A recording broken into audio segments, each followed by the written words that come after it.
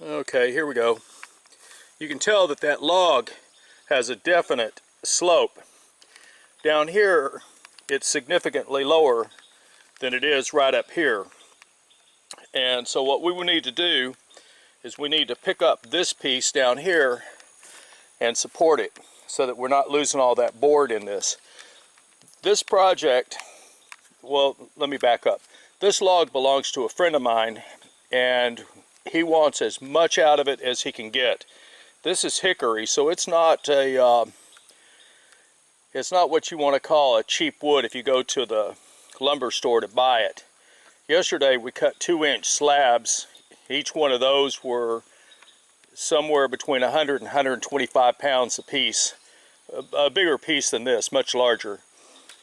This is going to be cut into 1-inch boards. I don't know what he's going to use it for. And then once it's cured, he'll be planing it and turning it into curios or table. Well, the slabs were going to be turned into a tabletop and chairs.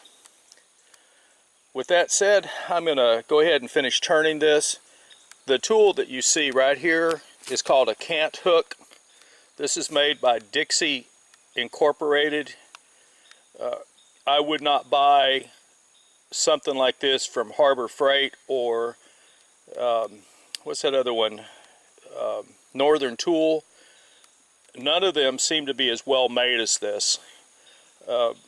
This is a serious tool, and you want, when you're working with this kind of weight, you want the best. Last thing I'm going to touch on, if you notice, there's a itty bitty little board underneath this. As I turn this, I keep kicking that board in to keep it from rolling back. If I had somebody else here with another cant hook, I wouldn't be so concerned about it. But working by myself, I take every precaution. I have not yet leveled this log, but I want to show you something. If you look at this level, this thing is sitting just absolutely flat right there. It doesn't mean this log is flat, because as we just saw, this end right here is significantly higher than this one over here. I just wanted to show this to you because I think I've uploaded a couple of videos where I use a level to see if the board on the saw is cutting level. And I don't want to confuse you about the fact that there can be an actual height difference, but a level will tell you everything's good to go. Because as you can clearly see, this end down here, when this saw starts to cut across there, it'll be deep into the wood over here. So we're getting ready to raise this up. I have my block in place there. I have another block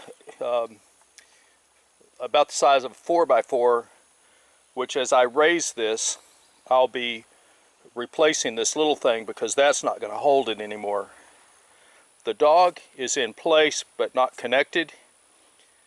I'm using a 12-ton jack, bottle jack, and it just happens to be because that's what I've got. A 2-ton would work well. I don't remember the weight that he told me this was. The one that we cut yesterday was well into the grand. And this one is slightly wider, but not the same diameter, so it may be close to the same size. So it may be around a grand. But a small bottle jack, like a 2-ton, will lift almost anything you need to pick up. Harbor Freight sells some.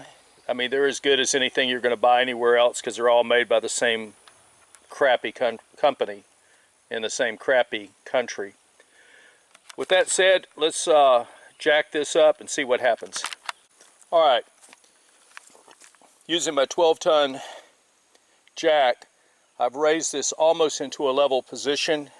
Needs to come up just a fraction of a hair. Let's talk about a couple of things real quick. Got this knot right here.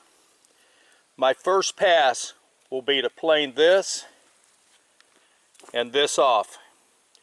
Once I do that, then I'll actually start the planing process. Now, I want to show you something. This board is still in contact, and I discussed that a moment ago about how that keeps it from rolling. When you start picking up with the jack, you start losing all your catches. As I said, I have a piece of 4x4 I'm about to block in there. I haven't done that yet, just for clarity of this film. If you look over here, I'm still on my dogs. Let me zoom in on this little baby. The sun is so bright it's difficult to see the screen. But I'm just about where I want to be. I know that I'm going to lose some of the wood down on this end. There's no way to prevent that. As soon as I plane this, I'll be turning this piece to the bottom and I'll start cutting my 1-inch boards. One last thing for you. If you notice, there's a crotch right here. This was probably a fairly substantial branch based on the diameter that's still visible. There's also dirt on here, and I'll be hosing all that dirt off of it. I think I've put out a film already that tells you you can really save your blades if you'll do it. These blades are about 20 bucks a piece, and in American money the sharpener is, I think, 600. Again, put a plug in for these people. Woodland Mills. I don't have the phone number in front of me, but when I call up, I can give them my serial number and I can get whatever I need for this saw in terms of parts. And one last thing, I haven't replaced this yet, but I'm getting ready to. Let's see if I can zoom in on this little jewel. If you notice, that bearing is beginning to cut. I need to replace that. They're extremely expensive if you go to an auto parts store, but I can't remember what they were at at Woodland Mills. But you can buy about 5 of them for the cost that you get at an auto store. Alright, I now have used the bottle jack to raise this thing. I'm actually using what's called a landscaping timber in here to keep it from rolling. This little sacrificial lamb that I have laying around is what is supporting the log to make it almost flat. That means I'll be doing a lot less planing. Now, one thing I want to explain, which will make sense to you, you have what's called a throat. See where the blade is? And then you have this structure coming down. This is part of the throat. And you have to make sure that when you're cutting, that the tree doesn't run into this, or anything else for that matter. If it does, it'll stop you from being able to cut.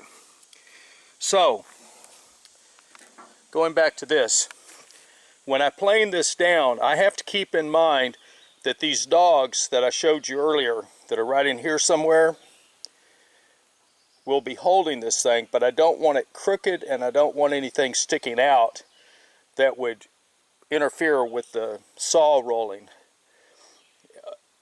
I'm talking about the blade being able to cut. So when I plane this down, the critical points are going to be where my dogs are, and then down the length of this, keeping in mind the physical structure of the saw blade control devices. I'm hoping I'm making myself clear. When I jacked this thing up using the bottle jack, when I lowered it, I had my landscaping timber in place, and I also physically held it with my hand. It's easy to hold this with this extra stuff, but don't get crazy with it. This thing would easily break a leg or do other ugly things. I push safety a lot because I know a lot of you will probably be working by yourself like me. So think this thing out and take every precaution. Don't let something happen to you.